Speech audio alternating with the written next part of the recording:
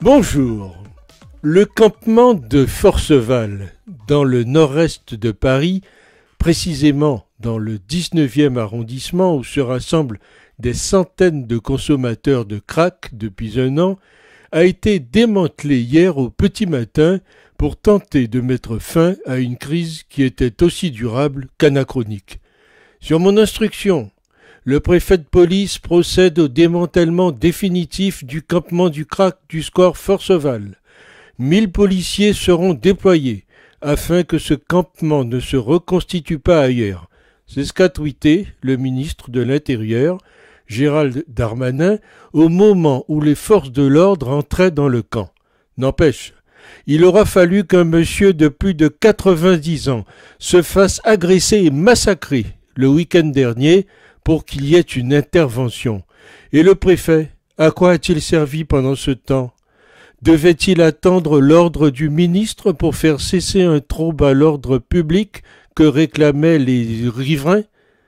Cette intervention est pourtant loin d'être l'aboutissement de plus de 2 ans de lutte affichée contre le crack et ses consommateurs à Paris.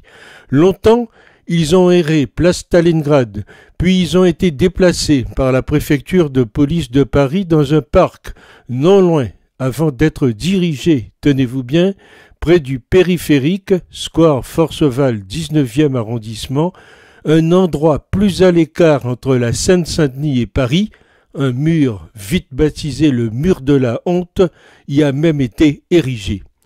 1000 policiers hier pour un seul point de deal et de consommation, un moment important pour l'ordre public rétabli à Paris, clame haut et fort le ministre. Cocorico. En fait, prévenus par les associations, les 1000 policiers n'ont pas trouvé grand monde hier matin dans le camp. Beaucoup de personnes dans des situations à risque étaient déjà parties, ne sachant pas à quelle réponse policière s'attendre. Donc, un coup de pied dans une fourmilière. Une fois arrêtés et déplacés, que va-t-on faire maintenant? Les relâcher un peu plus loin? Les disperser pour qu'ils multiplient les centres de crack? Et l'évacuation du campement va générer quoi? Un autre campement? La seule question est où? À quel tour en quelque sorte? Une suggestion. Pourquoi ne pas les installer dans les jardins de l'Élysée ou du ministère de l'Intérieur au lieu de les parquer dans la banlieue du 95 que le ministre de l'Intérieur prend pour une poubelle? On les pousse à droite pour les faire aller à gauche et après, on fera l'inverse. Bienvenue chez les Shadocks. Un problème sans fin. Tant qu'on ne leur imposera pas un sevrage en dehors des habitations, ce sera un éternel recommencement. À croire même que certaines associations ont à y gagner quelque chose. En tout cas, aujourd'hui, la place est libre pour les nouveaux arrivants. Mais vous l'avez noté, les Jeux Olympiques arrivent aussi, et il va falloir faire propre dans ce grand Paris. L'action portera-t-elle ses fruits? Le Django de Beauvau, commentateur de lui-même, a-t-il une solution pour ça? Les craqueurs vont vite retrouver un autre endroit.